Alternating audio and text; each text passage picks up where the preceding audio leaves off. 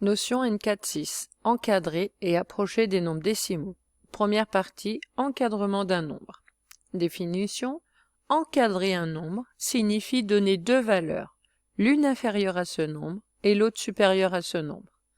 Exemple. Je vous donne une droite graduée. Donc on a placé le nombre 3, 3,6, 3,7 et 4. Le but, c'est de placer le nombre 3,62 sur la demi-droite graduée. Alors d'abord, il faut, voilà, 3,62, je peux le placer ici. Donc je vais mettre une flèche. Il est à peu près ici. Alors si je regarde cette droite graduée, le 3,62, une valeur plus petite que 3,62, ça pourrait être 3, et une valeur plus grande que 3,62, ça pourrait être 4. Donc on écrit que le nombre 3,62 est compris entre 3 et 4. On écrit alors, donc du coup, 3,62 est plus petit que 3 et 3,62 est plus grand que 4. C'est ça ce qu'on appelle un encadrement. Alors ça, c'est un encadrement du nombre 3,62 et on précise en fait avec quelle précision on a donné cet encadrement, puisque des encadrements, il y en aurait une infinité. Tout dépend de la précision que vous voulez. Alors cet encadrement-là, ça s'appelle l'encadrement de 3,62 à l'unité près, puisque le dernier chiffre différent de 0, c'est le chiffre des unités. On peut dire aussi à 1 près, puisque l'écart entre la valeur inférieure et la valeur supérieure de notre encadrement, c'est 1. Ou alors par deux nombres entiers consécutifs. Deux nombres entiers consécutifs. Je vous rappelle que consécutif, ça veut dire qu'ils se suivent. Après le nombre 3, il y a bien l'entier 4, donc ce sont bien des nombres entiers et ils se suivent. Autre encadrement possible, 3,62, si je regarde ma demi-droite graduée, il est aussi entre 3,6 et 3,7.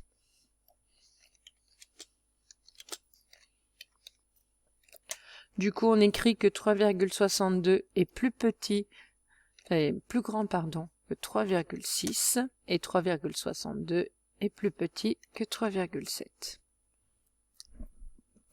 Du coup, on a un deuxième encadrement, mais cette fois-ci, si je regarde bien, 3,6 et 3,7, le dernier chiffre différent de 0, c'est le chiffre des dixièmes, donc on dira que c'est l'encadrement de 3,62 au dixième près, ou à 0,1 près, qui est bien un dixième aussi également. Donc voilà, on a fini le premier exemple. Ensuite, pour avoir la méthode générale, je vous demanderai d'aller voir dans le cahier à outils partie méthode, donc la fiche, et vous pouvez aussi revoir la vidéo correspondante avec le lien YouTube. Deuxième partie, valeur approchée. Première définition. Donc vous voyez déjà dans cette définition qu'il y a deux tirets, donc il y a deux définitions quelque part. Donc la définition d'une valeur approchée par défaut et une valeur approchée par excès. Attention, on dit valeur approchée. Donc il faut bien apprendre votre leçon et pas simplement l'écouter, puisqu'après dans les évaluations de cours, je vois la valeur rapprochée. Et ça n'existe pas en mathématiques, donc faites très attention. La définition, c'est valeur approchée. Une valeur qui est proche. Donc par défaut, ça sera la valeur d'un nombre qui est proche du nombre, mais plus petite. Et par excès, c'est la valeur proche de ce nombre, mais qui est plus grande. D'accord? Donc dans l'encadrement, celle à gauche, c'est par défaut, puisqu'elle est plus petite, et celle à droite, elle est plus grande, donc ça sera la valeur approchée par excès. Remarque, si on ne précise pas la valeur approchée, si elle est par excès ou par défaut, il faudra arrondir à la décimale la plus proche en utilisant la méthode vue dans le cahier à outils. Donc là, il faudra aller voir la méthode dans le cahier et lire la vidéo avec le lien YouTube que je vous mets au-dessous. Alors d'abord, si on veut déterminer une valeur approchée, il faut déjà que ce nombre ait des chiffres après la virgule, ou en tout cas on ait un certain nombre. Alors on va prendre un nombre, voilà, qui ne se termine pas, hein, c'est le nombre pi. Donc si j'utilise ma calculatrice et que je tape, alors il faut savoir que votre calculatrice elle est limitée en nombre de chiffres, mais donc le nombre pi on en connaît des millions voire des milliards de chiffres après la virgule, on les connaît pas encore tous, on ne sait pas si ça s'arrête un jour ou pas, mais en tout cas il y en a plus que ce qui est affiché dans votre calculatrice. Alors si vous tapez sur pi et vous exécutez avec la touche exe, votre calculatrice, si elle est réglée en mode maths, va vous répondre pi. Donc il faut appuyer sur la touche S/D pour avoir une valeur approchée après avoir exécuté. Et du coup, il s'affiche à votre calculatrice. Alors, il s'affiche des points, pas des virgules. 9, 2, 6, 5, 4. Voilà. Donc, plein de décimales. Normalement, votre calculatrice, elle est limitée à 10 chiffres. Alors du coup, on va donner les valeurs approchées par défaut et par excès du nombre pi avec 3 précisions données, à l'unité, au dixième, centième. Alors on pourrait aller beaucoup plus loin, on pourrait aller faire millième, etc. puisque je vous ai dit que le nombre pi, il a une infinité de chiffres après la virgule, donc on n'est pas limité.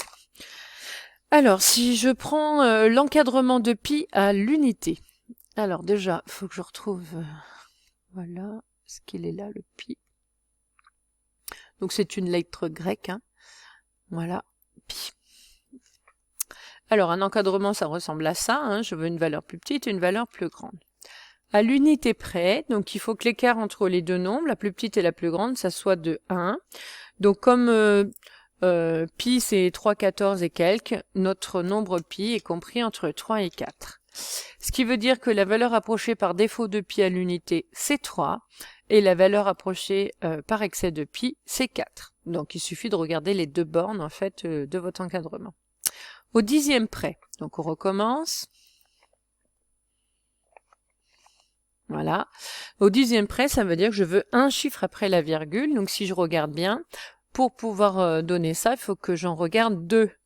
Deux chiffres, c'est 14. Donc c'est compris entre 3,10 et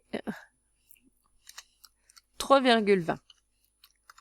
D'accord? Donc on regarde bien. Pi, c'est environ 3,14. Donc ça, c'est virgule 14. Donc c'est compris 14 entre 10 et 20. Donc j'enlève le zéro inutile pour bien voir que c'est bien au dixième près. J'ai bien un chiffre après la virgule ou 0,1 d'écart entre mes deux nombres. Donc la valeur approchée par défaut de pi c'est 3,1 au dixième et c'est 3,2 par excès. On continue. Donc je veux un chiffre de plus, donc je veux au centième. Alors le pi ici, hein, je peux le remplacer par 3, je rajoute un chiffre, après le 4, il y a un 1.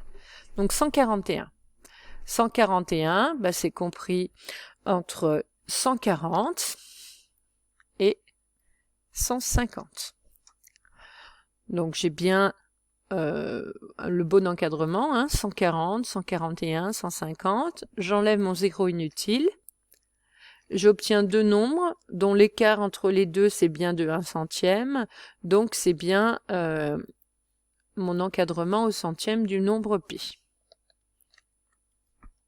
Du coup, la valeur approchée par défaut, c'est 3,14 et par excès, c'est 3,15.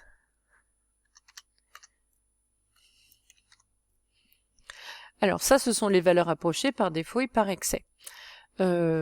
Si je veux la valeur approchée tout court d'un nombre, donc ce n'est ni la valeur par défaut ni la valeur par excès, c'est la valeur la plus proche. Et donc pour cela, il faut bien regarder la méthode du cahier à outils et lire la vidéo qui est associée en cliquant sur le lien YouTube. Voilà, la méthode est terminée.